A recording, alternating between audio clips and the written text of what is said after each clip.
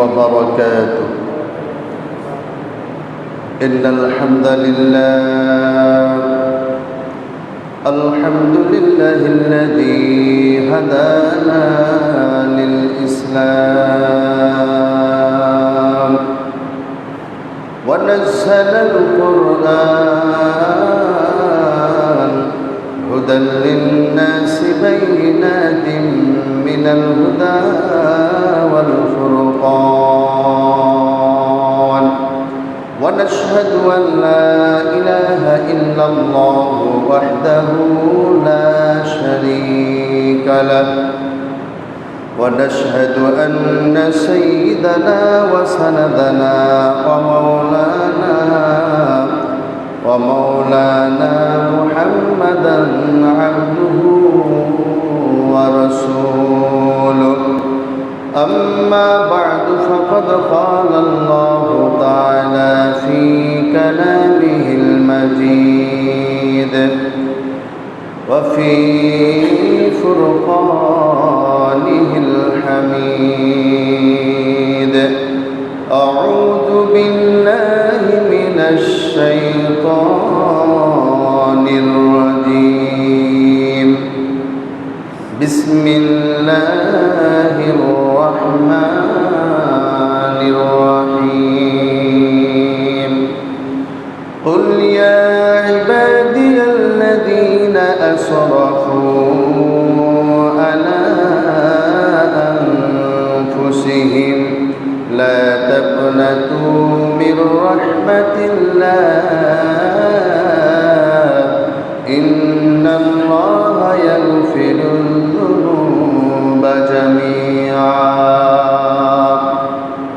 وقال النبي صلى الله عليه وسلم كل بني آدم خطاؤون وخير الخطائين التوابون أو كما قال النبي عليه الصلاة والسلام. সবাই محمد الشريف করে اللهم صل على محمد وعلى آل محمد كما صليت على إبراهيم وعلى آل إبراهيم إنك حميد مجيد. اللهم بارك على محمد وعلى آل محمد كما باركت على إبراهيم وعلى آل إبراهيم إنك حميد مجيد. আলহামদুলিল্লাহ, সমস্ত প্রশংসা আল্লাহ সুবহানাহু ওয়া তাআলার জন্য, যে মহান প্রভু আমাদের শরীর সুস্থ রেখে জুমার নামাজ আদায় করার জন্য মসজিদে আসার মতো তৌফিক দান করেছেন। এজন্য সকলেই সে রবের শুকরিয়া আদায় করার লক্ষ্যে দিল থেকে মহাব্বতে বলি আলহামদুলিল্লাহ। ছোট্ট আকারে একবার দরুদ শরীফ পাঠ করে নিই আমাদের নবীজির প্রতি, যিনাকে আল্লাহ সুবহানাহু ওয়া তাআলা সারা বিশ্ববাসীর জন্য রহমত করে সৃষ্টি করেছেন। এমন একজন মহামানবের উম্মত হয়ে আমরা দুনিয়াতে আসতে পেরেছি। এজন্য সবাই সে নবীর প্রতি একবার সংক্ষিপ্ত আকারে দরুদ শরীফ পাঠ করি। সবাই বলি সাল্লাল্লাহু আলাইহি ওয়াসাল্লাম। সম্মানিত মুসলমান ভাইয়েরা আমার, দুনিয়াতে যত মানুষ আছে আমরা সবাই বানি আদম। কথা বলেন ঠিক কিনা? বানি আদম। দুনিয়াতে এই বানি আদম অর্থাৎ মানুষ যত রয়েছে পৃথিবীতে, নবী রাসূলগণ ছাড়া সমস্ত মানুষ, যত মানুষ রয়েছে কেউই ভুলের ঊর্ধ্ব নয়। জীবনের জানতে অজান্তে বিভিন্ন পরতে পরতে মানুষের জীবনে ভুল হয়ে যাওয়াটা একেবারেই স্বাভাবিক। কথা বলেন ঠিক কিনা? শুধুমাত্র দুনিয়াতে যত নবী রাসূল আল্লাহ পাঠিয়েছেন এরা নিষ্পাপ, এদের জিন্দেগিতে কোনো ভুল নাই। এরপরে বাকি যত মানুষ আছে সবার জীবনে জেনে হোক না জেনে হোক কিছু না কিছু ভুল অবশ্যই থাকবে। এটা মানুষ হিসাবে হয়ে যাওয়া একেবারেই স্বাভাবিক। কথা বলেন ঠিক কিনা? এই জন্য পয়গম্বর সাল্লাল্লাহু আলাইহি ওয়াসাল্লাম বলেন, কুল্লু বানি আদম খাত্তাউন। আল্লাহর পয়গম্বর বলেন, প্রত্যেক আদম সন্তান ভুলকারী, ভুল করতে পারে।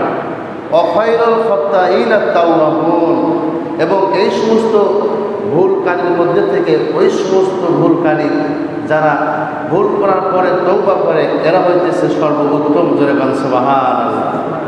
তাহলে এই হাদিস থেকে আমরা বুঝতে পারলাম আসলে মানুষ হিসাবে ভুল হয়ে যাওয়াটা একেবারেই স্বাভাবিক, কিন্তু এই ভুলের উপর অটল থাকা এটা ভুল, এটা ঠিক নয়। ঠিক কোনটা বলা হইতেছে, যে ভুল করার পরে আবার তওবা করে আল্লাহর কাছে ফিরে আসে, এ হইতেছে বানি আদমের শ্রেষ্ঠ সন্তান। জোরে বলেন সুবহানাল্লাহ। সম্মানিত মুসলমান ভাইয়েরা আমার, এই জন্য ভুল হয়ে যাবেই, অহংকার করার কিছুই নাই। আল্লাহ সুবহানাহু ওয়া তাআলা বলেছেন, খলাকাকুম মিন তুরাব, আমি মানুষদেরকে, তোমাদেরকে মাটি থেকে সৃষ্টি করেছি। কোথা থেকে সৃষ্টি করেছে ভাইয়েরা আমার? মাটি থেকে। অন্য জায়গায় আল্লাহ সুবহানাহু ওয়া তাআলা বলেন, ওয়াল্লাযী খলাকাকুম মিন নুতফা, আমি তোমাদেরকে বীর্য থেকে, নুতফা থেকে সৃষ্টি করেছি। তার মানে দুইটা অর্থই এক। আমরা মানুষ হিসাবে মৌলিকভাবে আমাদের বাবা আদম আলাইহিস সালাম যেটা মাটির তৈরি, তার সন্তান হিসাবে আদম আলাইহিস সালাম এবং তার স্ত্রী আমাদের আম্মাজান হাওয়া আলাইহিস সালামের জন্মের বংশের পরম্পরায় আমরা এসেছি নুতফা থেকে। এই হিসাবে আমরা এক সেন্সে নুতফা থেকে তৈরি, আবার মৌলিকভাবে আমরা মাটি থেকেই তৈরি। কথা বলেন ঠিক কিনা? এই যে আমরা মানুষ এক ফোঁটা বীর্য থেকে তৈরি হয়েছে, এই বীর্যটা পাক না না পাক? বলেন না পাক। এই বীর্য যদি কাপড়ের উপর লাগে, এই কাপড় পরে নামাজ হবে না। এই বীর্য যদি যায় নামাজের উপর পড়ে, সেই যায় নামাজের উপর নামাজ হবে না। এই বীর্য শরীর নিয়ে নামাজ হবে না। এই বীর্য যেই ব্যক্তি, সেও এই নাপাক জিনিসটাকে পছন্দ করে না। অথচ আমরা এই বীর্য থেকেই তৈরি। কথা বলেন ঠিক কিনা? সামান্য নাপাক বীর্য থেকে যে মানুষ তৈরি, এই মানুষ জাহান্নামে গেলে আল্লাহর কি কোনো লাভ হবে? লাভ হবে না। আবার জান্নাতে গেলে আল্লাহর কি কোনো লস হবে? হবে না। সামান্য নাপাক করা থেকে আমরা তৈরি।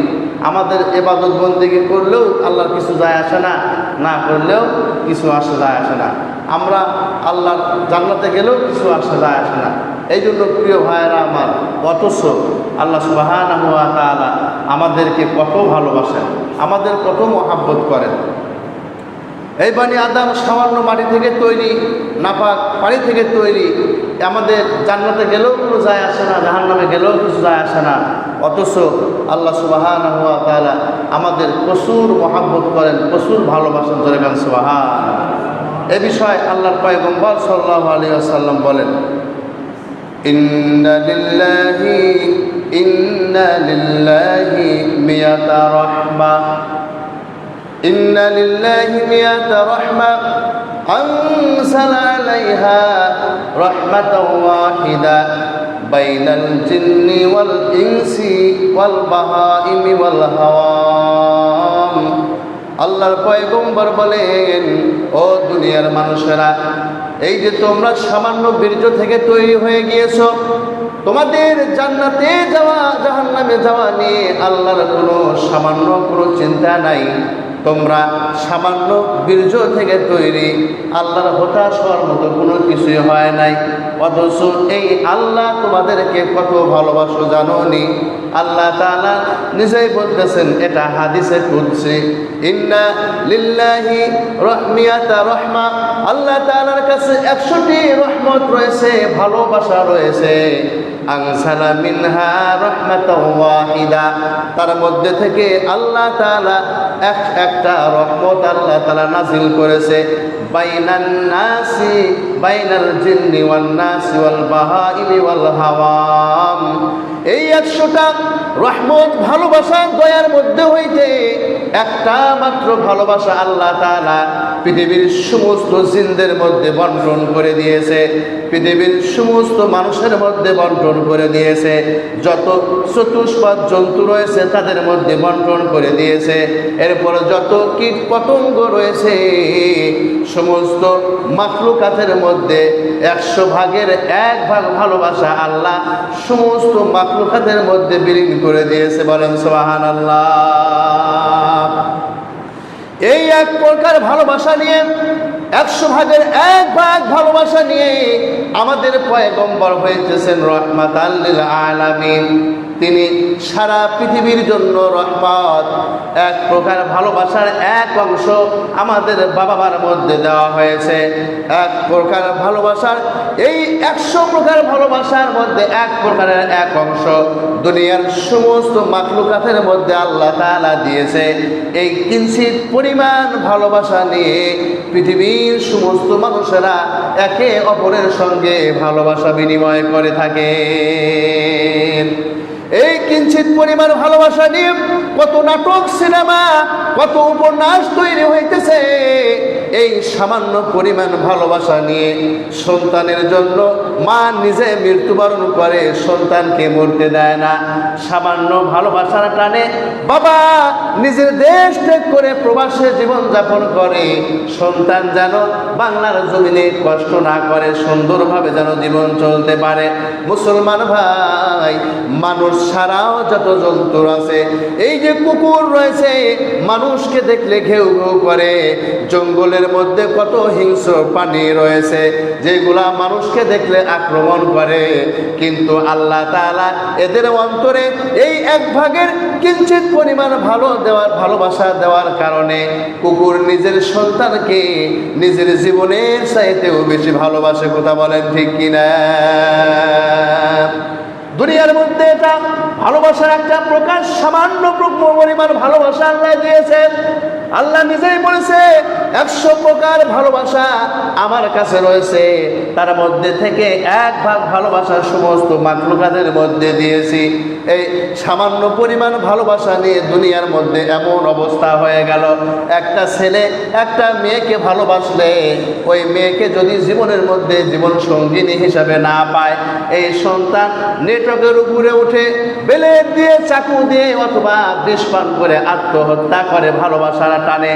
তার মানে এই সামান্য ভালোবাসার কারণে দুনিয়ার মধ্যে যদি এত কিছু হইতে পারে, অথচ যে আল্লাহর কাছে 99% ভালোবাসা রয়েছে, ওই আল্লাহ আমাদেরকে কি পরিমাণ ভালোবাসে। মুসলমান ভাইয়েরা আমার, 1 প্রকার ভালোবাসার টানে দুনিয়ার অবস্থা এমন হয়, 99 প্রকার ভালোবাসা আল্লাহ নিজের কাছে রেখেছে। আল্লাহ নিজেই বলেছেন ওয়া আফরাল্লাহু 99 রাহমাহ, আর 99% ভালোবাসা আমি আমার কাছে রেখেছি। কি জন্য রেখেছে? আল্লাহ তাআলা বলেন ইয়াগফিরু বিহি ইবাদাহু ইয়াউমাল কিয়ামা, কঠিন মহাশরের ময়দানে এই 99% ভালোবাসা দিয়ে আমি আমার বান্দাদেরকে ক্ষমা করে জান্নাত দিয়ে দেব। সুবহানাল্লাহ বলেন। এই জন্য মুসলমান ভাইরা আমার, দেখেন বলতেছিলাম সামান্য 1 ফোঁটা বীর্য, যেই বীর্য যেখানেই লাগে তার শরীরটা নাপাক হয়ে যায়। যার বীর্য সে নিজেও এই বীর্যকে পছন্দ করে না, সেখান থেকে আমাদেরকে আল্লাহ তাআলা সৃষ্টি করেছে। আমরা অত জাহান্নামে গেলেও আল্লাহর কিছু যায় আসে না, জান্নাতে গেলেও আল্লাহর কিছু যায় আসে না, অথচ ওই আল্লাহ আমাদেরকে 99% ভালোবাসা দিয়ে মহব্বত করে। বলেন সুবহানাল্লাহ। আমার মুসলমান ভাইয়েরা আমার, এই জন্য আল্লাহ আমাদেরকে অনেক মহব্বত করে ভালোবাসে। আমাদেরকে আল্লাহর কাছে ফিরে আসতে হবে এমনটা ভাবার সুযোগ নাই। জিন্দেগিতে গুনাহ করে করে পাহাড় পরিমাণ গুনাহ হয়ে গিয়েছে, এই গুনাহ নিয়ে কেমন করে আল্লাহর কাছে যাব? শয়তান অনেক সময় আমাদেরকে ধোঁকা দেয়, দেয়, ও আব্দুল করিম, ও আব্দুল জাব্বার, জিন্দগিতে তো গুনাহ করে করে শেষ করে ফেলেছো, 60 বছর 70 বছর গুনাহ করে ফেলেছো, আর তুমি ইবাদত করে আল্লাহর কাছে ভালো হওয়ার চান্স তোমার নাই। এমনটা করিও না, আল্লাহ তোমাকে ক্ষমা করবে না। অতএব তোমাকে আমি শয়তান হিসাবে নসিহত করতেছি, বাকি জিন্দেগি তুমি গুনাহ করে কাটায়া দাও। বলেন নাউজুবিল্লাহ। অনেক গুনাহ করেছো, এই গুনাহ নিয়ে কোন লজ্জায় তুমি আল্লাহর সামনে দাঁড়াইবা? অতএব এই শেষ বয়সে আল্লাহর কাছে যাওয়ার দরকার নাই, তুমি এই বাকি জিন্দেগিটাও গুনাহ করে করে কাটায়া দাও। বলেন নাউজুবিল্লাহ। অথচ মুসলমান ভাইয়েরা আমার, আল্লাহ তাআলা এক ফোঁটা নাপাক পানি দিয়ে আমাদেরকে সৃষ্টি করেছে। আল্লাহ তাআলা কোরআনের মধ্যে বলেছেন, বান্দা কুল ইয়া ইবাদিয়াল্লাযীনা আসরাফু আলা আনফুসিহিম লা তাকনাতু মির রাহমাতিল্লাহ ইন্নাল্লাহা ইয়াগফিরুল যুনুবা জামিআ। আল্লাহু আকবার বলেন।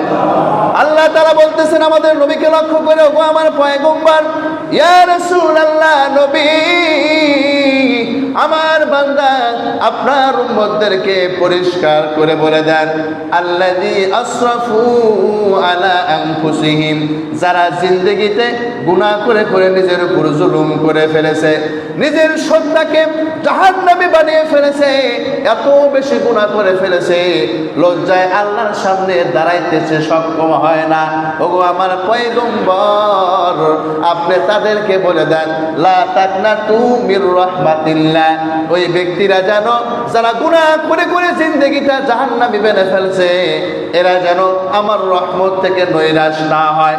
জিন্দেগিতে যতই গুনাহ করুক না কেন পয়গম্বর, জিন্দেগির গুনাহগুলো ক্ষমা চেয়ে অনুশোচনা করে ভবিষ্যতে আর করবে না।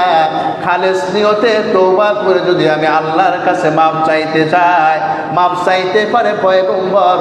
ইন্নাল্লাহা ইয়াগফিরুল যুনুবা জামিআ। আমি আপনাকে বলে দিলাম, ও রাসূলুল্লাহ, আপনার উম্মতদেরকে বলে দেন, আমি আল্লাহ তাআলা ওই বান্দার জিন্দেগির সমস্ত গুনাহগুলো ক্ষমা করে দেব। এই জন্য মুসলমান ভাইরা আমার, আমাদেরকে আল্লাহর দিকে ফিরে আসতে হবে। যতই গুনাহ হয়ে যাক না কেন সমস্যা নাই, আল্লাহর রহমত থেকে আমাদের গুনাহ কিন্তু বড় নয়। আল্লাহর রহমত অনেক বড় ভাই। আল্লাহর রহমত থেকে আমাদের গুনাহর পরিমাণ কোনোদিন বড় হইতে পারে না। আল্লাহর পয়গম্বর বলেন, সাবাকাত রহমতি আলা গযবি, দুনিয়াতে আমার রহমত আমার গজব থেকে আর কোনো কিছুই বড় নাই। কে বড় আছে? তার মানে এই দুনিয়াতে একজন মানুষের গুনাহ, একজন মানুষের অন্যায় যত বড় হোক না কেন আল্লাহর রহমত থেকে বড় হইতে পারে না। ও মুসলমান, তুমি শুনে নাও, তোমার জিন্দেগির পাপ যদি আসমান জমিন দিয়ে ভরপুর হয়ে যায়, তাহলে তুমি শুনে নাও, তুমি জেনে নাও, আল্লাহ তাআলার দয়া আর ভালোবাসা, আল্লাহ তাআলার আরশে আযমের মতো কথা। বলেন ঠিক কিনা? এই জন্য আমাদের জিন্দেগিতে গুনাহ হয়ে গেলে অনুশোচনা করে জিন্দেগিতে আর করব না, এই কথা বলে বলে আমাদেরকে আল্লাহর দিকে ফিরে আসতে হবে। আল্লাহকে বলতে হবে, আল্লাহ, তুমি তো আমাকে সৃষ্টি করেছো, শয়তানকে আমার দুশমন হিসাবে লেলিয়ে দিয়েছো। শয়তানের চিরন্ত সিদ্ধান্ত হইতেছে আমাকে জাহান্নামের দিকে নিয়ে যা। অন্যায় করেছি, জুলুম করেছি গো মাওলা, আমার জিন্দেগিতে তুমি ছাড়া কেউ নাই, তোমার কাছে ক্ষমা চাই, আর কোনদিন আমি এই অন্যায় করব না। এমন ভাবে ইখলাসের সাথে খালেস নিয়তে যদি আমরা আল্লাহর কাছে ক্ষমা চাইতে পারি, আল্লাহর কসম, আল্লাহ সমস্ত জিন্দেগির গুনাহগুলো ক্ষমা করে দিবেন। এই জন্য মুসলমান ভাইয়েরা আমার, আল্লাহ ক্ষমা করে দিবেন। শুধু তাই নয়, আল্লাহ অনেক বড় খুশি হয়ে যাবে, অনেক বড় খুশি হয়। বান্দা যখন তওবা করে আল্লাহর কাছে চোখের পানিগুলো ছেড়ে দিয়ে দিয়ে ক্ষমা চায়, আল্লাহ অনেক বড় খুশি হয়ে যায়। হাদিস শরীফের মধ্যে ঘটনা আসছে, আল্লাহ তাআলা কেমন খুশি হয় সাহাবাদেরকে উদাহরণ সহ বিষয়টা বুঝিয়ে দিয়েছে। একবার পয়গম্বর সাহাবাদেরকে বলতেছে, ও আমার সাহাবারা, আমরা তোমরা কি জানো আল্লাহর কোন বান্দা যখন আল্লাহর কাছে গুনাহ মাফসে ক্ষমা চায় আল্লাহ কি পরিমাণ খুশি হয় তোমরা জানো নি? সাহাবারা বলতেছে, ইয়া রাসূলুল্লাহ, আমরা তো জানি না। পয়গম্বর বললেন, তাহলে শুনে নাও, তোমাদেরকে আমি উদাহরণ সহ জানিয়ে দেই। একজন মানুষ যখন আল্লাহর কাছে ক্ষমা চায় আল্লাহ কি পরিমাণ খুশি হয়ে যায়। এরপর আল্লাহর পয়গম্বর একটি হাদিস বললেন, তিনি বললেন, মনে করে একজন মুসাফির তার জীবনে এক দেশ থেকে আরেক দেশে সফর করে যাবে, উটের মাধ্যমে সে বাহন বানায়া সফর করে যাইতেছে। ওই উটের মধ্যে খাবার দাবার, পানি ডানি, নিজের প্রয়োজনীয় জিনিসপত্র সব কিছু উটের মধ্যে বহন করে নিয়েছে। এরপরে এক দেশ থেকে আর এক দেশে সফর করে যাইতেছে।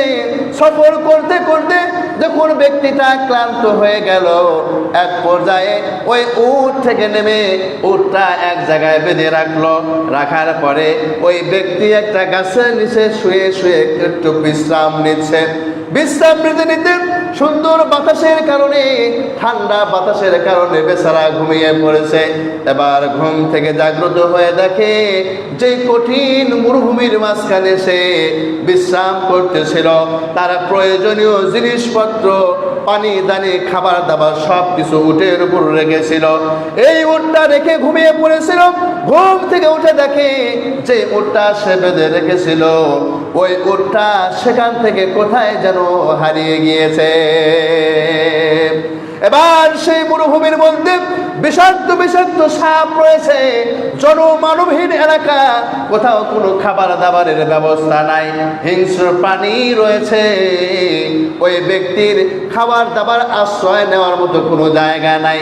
চিন্তায় পড়ে গেল, আল্লাহকে বলতেছে, আল্লাহ, এই জায়গায় তো একটা সুন্দর আমার উট ছিল, আমার প্রয়োজনীয় জিনিসপত্র ছিল, আল্লাহ সেইগুলো কোথায় গেল? আমি এখন নিঃস্ব হয়ে গেলাম। কোথায় যাব? কার কাছে যাব? কি খাবো? কোথায় আশ্রয় নিব? আমার জীবনের তো রিস্কি হয়ে গেল, আমি আর বুঝে দুনিয়ার মধ্যে বেঁচে থাকতে পারবো না। এবার এই ব্যক্তি কান্নাকাটি শুরু করে দিয়েছে ভাই, কিন্তু খাবার দাবার তো তার কাছে কিছুই ছিল না। ধীরে ধীরে অনাহার থাকার কারণে নিস্তেজ হয়ে যাইতেছে। খাবার নাই, ঘুম নাই, কোনো সাহায্য নাই। আল্লাহর বান্দা একদম মৃত্যুর নিকটে চলে গিয়েছে। এইরকম ভাবে চোখের পানিগুলো ছেড়ে দিয়ে কান্না করতেছে।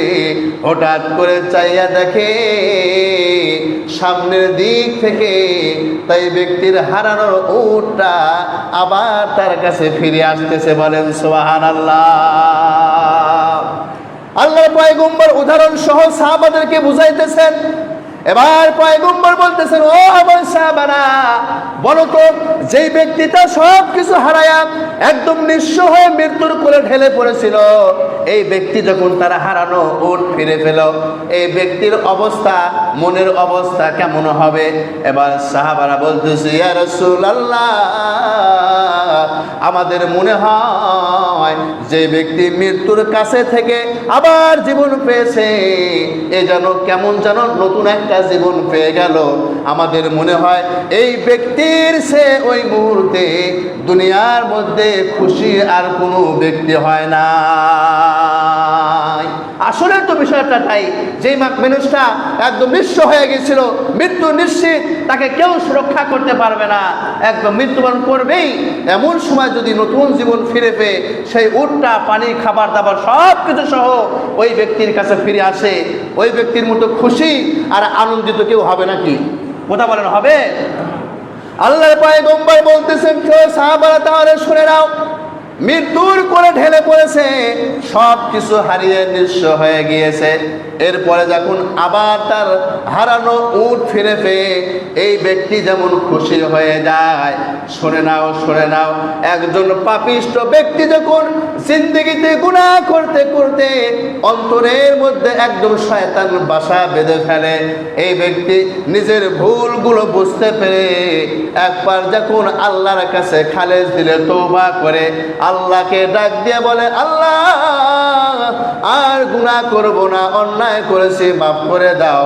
ও আমার সাহাবারা শুনে নাও, ওই ব্যক্তি হারানো উট ফিরে পেয়ে মৃত্যুর কোল থেকে ফিরে এসে যে এরকম খুশি হয়, আল্লাহ তাআলা ওই ব্যক্তি যে গুনাহ থেকে ফিরে এসে আল্লাহ তাআলার কাছে ক্ষমা চায়, আল্লাহ তাআলা ওই ব্যক্তির চেয়েও আরো বেশি খুশি হয়ে যায়। এই জন্য মুসলমান ভাইরা আমার, আল্লাহ তাআলা সুন্দর করে বলতেছেন, ও দুনিয়ার বান্দারা, ও দুনিয়ার বান্দিরা, তোমরা শুনে নাও, কুল ইয়া ইবাদিয়াল্লাযীনা আসরাফু আলা আনফুসিহিম, এই দুনিয়ার জমিনে যারা অন্যায় করতে করতে, পাপ করতে করতে জীবনটা জাহান্নামী জিন্দেগি বানায় ফেলেছো, আসো অনুশোচনা করো, ফিরে আসো আমার রহমত থেকে নৈরাশ হইও না। লা তাকনাতু মির রাহমাতিল্লাহ, আমার রহমত থেকে তুমি নৈরাশ হইও না।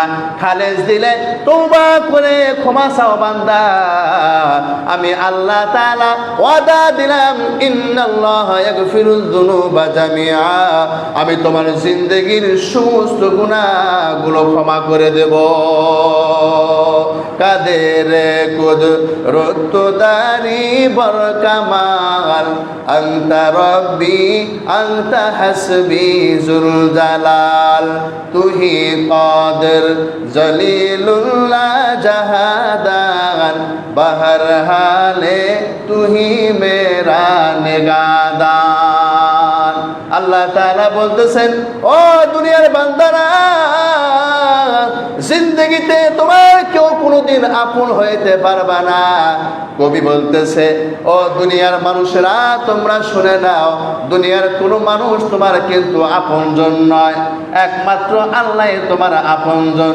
যেই সন্তান তোমাকে এত মহাব্বত করে, যেই বিবি তোমাকে ছাড়া খাবার খায় না, 1টা 12টা পর্যন্ত তোমার জন্য খাবার নিয়ে বসে থাকে, যেই সন্তান তোমাকে এত বাবা বাবা বলে রাখতেছে, যেই শাশুড়ি তুমি শাশুড় বাড়িতে গেলে তোমাকে দেশি মুগরি রান্না করে খাওয়ায়, যেই মানুষেরা তোমাকে এত মহাব্বত করে, এত ভালোবাসে, এই দুনিয়ার সমস্ত ভালোবাসা, সমস্ত মহাব্বত, স্বার্থের ভালোবাসা, একজন মানুষকে যদি খাঁটি অর্থে ভালোবাসে, সেটা হইতেছে ওই বান্দার রব আল্লাহ। দুনিয়ার মধ্যে অন্যায় করেছো, ক্ষমা চাও। কোন বন্ধু যদি 5,000 টাকা নিয়ে আর তাকে ফিরিয়ে না দেয়, 10 বছরের রিলেশন, তার সাথে সম্পর্ক বিচ্ছেদ ঘটায়া দেয়, স্বামী স্ত্রীর মধ্যে এত মহাব্বত, এত ভালোবাসা, কিন্তু আপনি এখন মৃত্যুবরণ করে দেখেন, যে বিবি আপনাকে এত মহাব্বত করতো, ভালোবাসতো, এখন যদি বলা হয় 10টার দিকে মারা গেছে, রাত্রিতে তো কবরস্থ করা সম্ভব হবে না। আপনার স্বামী হয় একটু রাত্রিতে আপনার স্বামীর কাছে লাশটা পাহারা দেন, ওই বিবি বলবে, পারবো না, এই বাড়ি থেকে লাশটা বাহিরে বের করে দাও। দুনিয়ার মধ্যে মানুষ কান্নাকাটি করবে, দুনিয়ার মধ্যে মানুষ হাউমাউ করে চিল্লাচিল্লি করবে, দেখবেন এক শ্রেণীর মানুষ আবার বাঁশ কাটার জন্য চলে যাবে। মানুষ দুনিয়ার মধ্যে ভালোবাসার কারণে কান্না করবে, কিন্তু আর এক শ্রেণীর মানুষ দেখবেন কবর খোঁড়ার জন্য চলে যাবে। এক শ্রেণীর মানুষ কান্না করবে, আর একজন মানুষ কাপড় কানার জন্য বাজারে চলে যাবে। দুনিয়ার ভালোবাসা, দুনিয়ার সব কিছু দুনিয়াতে থাকবে, মাঝখানে আপনাকে দুনিয়া থেকে এতিম হয়ে যাইতে হবে। কথা বলেন ঠিক কিনা?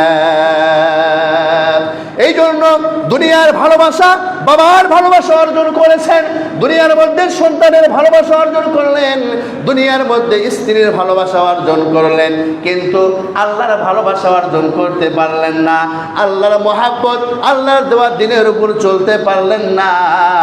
মৃত্যুর সময় ওই আল্লাহ ওই কবরের মধ্যে আপনার জন্য আল্লাহ ছাড়া আর কেউ থাকবে না। এই জন্য মুসলমান ভাইয়েরা আমার, আমাদেরকে আল্লাহর কাছে ফিরে আসতে হবে, আল্লাহর কাছে ফিরে আসতে হবে। গুনাহ হয়ে গেছে, যাক আল্লাহর কাছে ফিরে আসবে। আমার জন্য কখন যেন আজরাইল চলে আসে। কবরের জিন্দেগিতে আল্লাহ ছাড়া তো আমাদের কেউ থাকবে না। দুনিয়াতে সম্পদ আছে, দান করে করে আল্লাহর ভালোবাসা অর্জন করেন। দুনিয়াতে শরীর সুস্থ রয়েছে, আল্লাহর ইবাদত করে করে বেশি বেশি আল্লাহর নৈকট্য অর্জন করার চেষ্টা করেন। দুনিয়ার মধ্যে আপনার যেই এবিলিটি রয়েছে সেটাকে ব্যবহার করে করে আল্লাহর দাসত্ব করেন, আল্লাহর গোলামি করে করে দুনিয়ার মধ্যে জিন্দেগি আমূল জিন্দেগি বানায় দেন। তার কারণ এই আমূল জিন্দেগি যদি আমরা না করতে পারি, আমাদের জিন্দেগিটা সর্বনাশ হয়ে যাবে। আর যদি দুনিয়াটা আমূলের জিন্দেগি করে আল্লাহর ভালোবাসা অর্জন করতে পারি, দুনিয়ার মানুষেরা আমার বিপক্ষে গেলেও কবরের মধ্যে আল্লাহ আমার বন্ধু হয়ে যাবে। কথা বলেন ঠিক কিনা? এই জন্য কবি বলতেছেন, প্রথম যেদিন তুমি এসে দুনিয়াতে এসেছিলে ভাবে, তুমি শুধু কেঁদেছিলে, হেসেছিল সবে। এমন জীবন তুমি করো হে গঠন, মরণে হাসিবে তুমি, কাঁদিবে ভুবন। কবি বুঝাইতেছেন, হে দুনিয়ার মানুষেরা, তুমি যেদিন তোমার মায়ের পেট থেকে দুনিয়াতে এসেছিলা, তোমার জন্মর কারণে তোমার বাবা মা, তোমার দাদা দাদি নানানি খুশি হয়েছিল। খুশির কারণে একবারে আকবরিয়া থেকে, সাবলি থেকে মিষ্টি কিনে নিয়ে এসে আত্মীয় স্বজনের মধ্যে বিলি করে করে চিল্লায়া চিল্লায়া বলেছিল, ও ভাই এই যে মিষ্টি খান, আমার নাতি হয়েছে, আমার সন্তান হয়েছে। খুশির অনন্ত ছিল না, কিন্তু তুমি কিন্তু কান্না করেছিলা। দুনিয়াতে একটা সন্তান আসার পরে কি জন্য কান্না করে, এর পিছনে কিন্তু একটা রহস্য আছে। তার রহস্যটা হইল, একটা মানুষ যখন দুনিয়ার জিন্দেগিতে আসে, তার জিন্দেগিটা পরীক্ষার জিন্দেগির জন্য দুনিয়াতে পাঠানো হয়। ওই মানুষটা, ওই সন্তানটা দুনিয়াতে আসার পরে কান্না করে। এই জন্য আল্লাহকে বলে, আল্লাহ এমন একটা পরীক্ষার জন্য পাঠাইলা, না জানি ভাগ্যের মধ্যে আমার জন্য কি লেখা আছে। এই জিন্দেগিটা যদি আমার জাহান্নামী জিন্দেগি হয়ে যায়, শয়তান যদি গ্রাস করে ফেলে, তাহলে আমার জিন্দেগিটা হয়তো আমি জাহান্নামী জিন্দেগি হয়ে যাব। এই জিন্দেগিটা পরীক্ষার জন্য পাঠাইলা, না জানি আমার কি অবস্থা হয়। এই বিভিন্ন চিন্তা করে একটা নবজাতক শিশু জন্মের পরে কান্না শুরু করে দেয়। বলেন সুবহানাল্লাহ। আমার মুসলমান ভাইরা আমার, এই জন্য এই সন্তানের খুশিতে সন্তান কান্না করে, আত্মীয় স্বজন আনন্দে বিফলিত হয়ে যায়, খুশি হয়ে যায়। কবি বলতেছে, কিন্তু মৃত্যুর সময় এমন জিন্দেগি তুমি যেন গঠন করো, এমন ভাবে দুনিয়াতে তুমি জীবন যাপন করো, মৃত্যুর সময় তোমার মা কান্না করবে, মৃত্যুর সময় তোমার বাবা কান্না করবে, তোমার আত্মীয় স্বজন পাড়া প্রতিবেশী সবাই কান্না করবে। কিন্তু তোমার আমলি জিন্দেগি যদি সুন্দর হয়, ওই জান্নাতের ফেরেশতারা তোমাকে জান্নাতের ছবিগুলো দেখাবে, জান্নাতের হুরের পিকচারগুলো দেখাবে, জান্নাতের বিভিন্ন নিয়ামতের পিকচারগুলো যখন দেখাবে, দুনিয়ার সমস্ত মানুষ কান্না করলেও করতে পারে, তুমি ওই সময় হাসতে হাসতে আল্লাহর জান্নাতে চলে যাবা।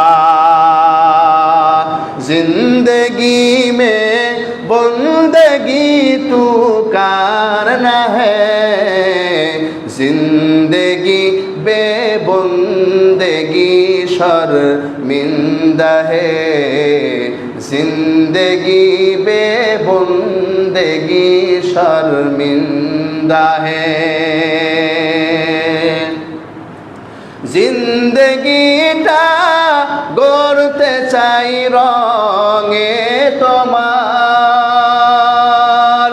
ফিরায় না বলে আমি গুনাহগার। জিন্দগিটা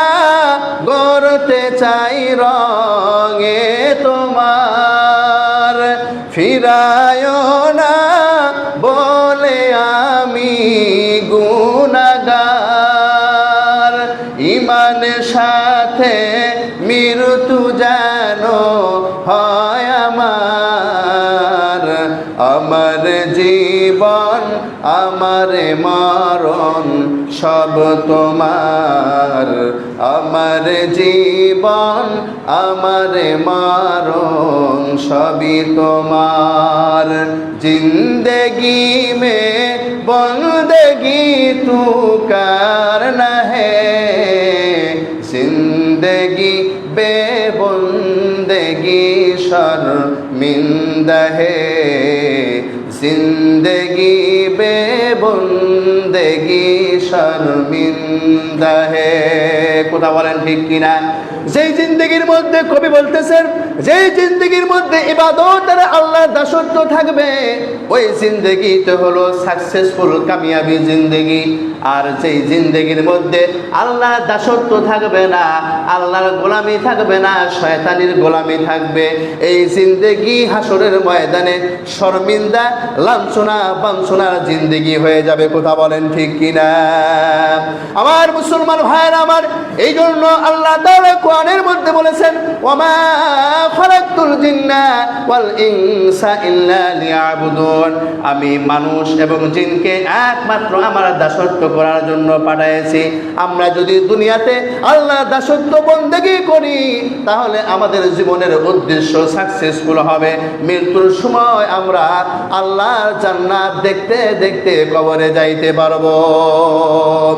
আর যদি শয়তানের দাসত্ব জীবন শেষ করে দেয় তাহলে আমাদের জন্য কবরটা ভয়ঙ্কর হবে। আমরা কবরের চিন্তা করি না, কিন্তু কবর কিন্তু আমাদেরকে দিনে 70 বার করে ডাকে। আমরা কবরের চিন্তা করি না, কবর আমাদের জন্য ঠিকই চিন্তা করতেছে। এই কবর যদি আমলি জিন্দেগি নিয়ে কবরে যাইতে পারি কবরটা হবে আমাদের জন্য জান্নাতের বিছানা। আর যদি আমলি জিন্দেগি নিয়ে কবরে যাইতে না পারি এই কবর হবে আমাদের জন্য জাহান্নামের গর্ত। আমার মুসলমান ভাইয়েরা আমার, বলতেছিলাম এক ফোঁটা বীর্য দিয়ে আমাদেরকে আল্লাহ তৈরি করেছেন। যেই বীর্য যেখানে লাগে নামাজ হয় না, যার বীর্য সেও কিন্তু পছন্দ করে না। তাহলে আমরা জান্নাতে গেলেও আল্লাহর কিছু যায় আসে না, জাহান্নামে গেলেও কিন্তু আল্লাহর কিছু যায় আসে না। অথচ আল্লাহ আমাদেরকে এত মহব্বত করে, ভালোবাসে। আমরা যদি জিন্দেগি থেকে গুনার জিন্দেগি থেকে ফিরে আসি আমাদেরকে আল্লাহ ক্ষমা করে দিয়ে জান্নাত দিবেন। কথা বলেন ঠিক কিনা? যতই গুনাহ হোক না কেন, যতই অন্যায় হোক না কেন, আমাদেরকে গুনাহ থেকে যদি একবার খালেজ দিলে ফিরে আসতে পারি আল্লাহ সুবহানাহু ওয়া তাআলা আমাদের জিন্দেগির সমস্ত গুনাহ মাফ করে দিবেন। কথা বলেন ঠিক কিনা? কারণ দুনিয়ার মধ্যে এত গুনাহ হয় না যত বড় আল্লাহ তাআলার রহমত আর ভালোবাসা। কথা বলেন ঠিক কিনা? আপনি যদি 100টা মার্ডারও করেন, হত্যা করেন, আপনি যদি খালেজ দিলে সিস্টেম মতো তওবা করতে পারেন। বুখারী শরীফের মধ্যে একটা হাদিস এসেছে, একজন মানুষ 100টা হত্যা করেছে কিন্তু তারপরেও আল্লাহ তাকে ক্ষমা করে দিয়েছে। হাদিসটা এইভাবে বর্ণনা করা হয়েছে, আল্লাহর পয়গম্বর বলেন বনি ইসরাইলের একজন ব্যক্তি ছিলেন, এই ব্যক্তি মাস্তানি করত, শয়তানি করত, সে মানুষকে হত্যা করার কন্ট্রাক্টদারি নিত, মানুষ হত্যা করে করে জীবন যাপন করত। কিন্তু তার জিন্দেগিতে একবার চিন্তা এসে গেছে, আরে জিন্দেগিতে কত গুনাহ করলাম, আমি যদি মৃত্যুবরণ করি, এত মার্ডার করলাম, অন্যায় করলাম, আল্লাহ আমাকে কি করবে? তার জিন্দেগিতে সহি বুঝ আল্লাহ তাআলা তাকে দান করেছে। এবার সে চিন্তা করেছে আর অন্যায় 2 নম্বরে মারামারি কাটাকাটি কিছুই করব না, এবার ভালো হয়ে যেতে হবে। আল্লাহ তো আমাকে ক্ষমা করবে কি করবে না আমি তো বিষয়টা জানি না। এবার সে চলে গেছে একজন মানুষের কাছে, সে আলেম ছিল না, সাধারণ একটা মানুষ ছিল। সেই মানুষের কাছে গিয়ে বলতেছে, ভাই আমি কি করতে চাই, আমার জিন্দগিতে 99টা হত্যা হয়ে গিয়েছে, আমি এখন ভালো হয়ে যেতে চাই, আপনার কাছে পরামর্শ, আপনি বলেন তো আল্লাহ আমাকে ক্ষমা করবে কি করবে না? এই লোকটা আলেম ছিল না, সন্ন্যাসী মার্কার কিছু লোক ছিল না, ভণ্ড সাইজের কিছু লোক থাকে না, দুনিয়ার শয়তানি বাটপাড়াইতে ভর্তি, জ্ঞান গুণ কিছুই নাই, কিন্তু দেখা যায় মনে হয় বড় একটা পীর। এরকম ভাবসাব সমাজের মধ্যে কিছু আছে না নাই? এটা আওয়াজ করে বলে আছে না নাই? অনেক নিজেকে পণ্ডিত মনে করে অনেক কিছু হবে হয়ে গেছে, আসলে কিছুই না, আসলে কিছুই না। মানুষের চোখে ধোঁকা দিয়ে ধর্ম ব্যবসা করে জীবন যাপন করত। এই ব্যক্তির কাছে যাওয়ার পরে বলতেছে, হায় হায় কি করছো, জিন্দেগি তো শেষ করেছো, তোমার জিন্দেগিতে কোনোদিন ক্ষমা হবে না। এবার এই ডাকাত বলতেছে, জিন্দেগিতে যদি ক্ষমাই না হয় তাহলে তোকে আর বেঁচে রাখে লাভ কি, তোকেও শেষ করে জীবনের সেঞ্চুরিটা পুরা করে ফেলি। এই বলে ওই সন্ন্যাসীকে সে হত্যা করে ফেলেছে। 100টা হত্যা করার পর সে পাগলের মতো ছোটাছুটি করতেছে, জিন্দেগিতে কি করলাম, এখন এই গুনামাখা জিন্দেগি নিয়ে আমি কি করব। করতে করতে আরেকজন মানুষকে জিজ্ঞাসা করছে, ওই ব্যক্তিটা ছিল জ্ঞানী মানুষ। সে বলছে, ভাই এই বিষয়ে তো আমি কোথাও বলতে পারবো না, তবে অমুক এলাকায় একটা বড় আলেম আছে, তুমি তার কাছে গিয়ে পরামর্শ নিতে পারো। এবার সেই ব্যক্তি ওই ব্যক্তির কাছে গিয়ে বলতেছে, হুজুর জিন্দেগিতে 100টা মার্ডার আমি করে ফেলেছি, আমি আর অন্যায় করতে চাই না, ভালো হয়ে যেতে চাই, বলেন তো আমার জিন্দেগিতে মাফ হবে কিনা। এবার সে আলেম বলতেছে, অবশ্যই তোমার গুনাহ যত বড়ই হোক না কেন, আল্লাহর ভালোবাসা আল্লাহর দয়া থেকে বড় নয়। তুমি যদি ক্ষমা করে আল্লাহর কাছে ক্ষমা চাও, যার কাছে অন্যায় করেছো তার কাছে যদি ক্ষমা চাও, তারা যদি ক্ষমা করে দেয়, আল্লাহ তাআলা তোমাকে নিষ্পাপ বানায়া মাসুম বানায়া দিবে।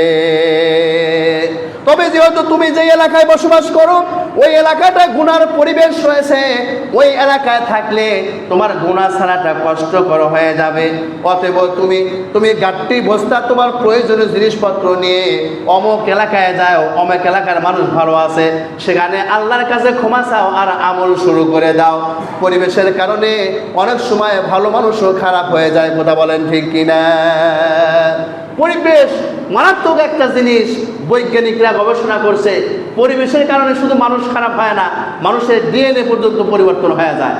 দেখবেন একসাথে বাচ্চা জন্মে, একটা বাচ্চা ঢাকা বুনানি গুলশানে জন্ম নিয়েছে, তার ভাষার লোক একরকম হয়, বাবা আম্মু আঙ্কেল কত সুন্দর করে কোকিলের মতো কথা কয়।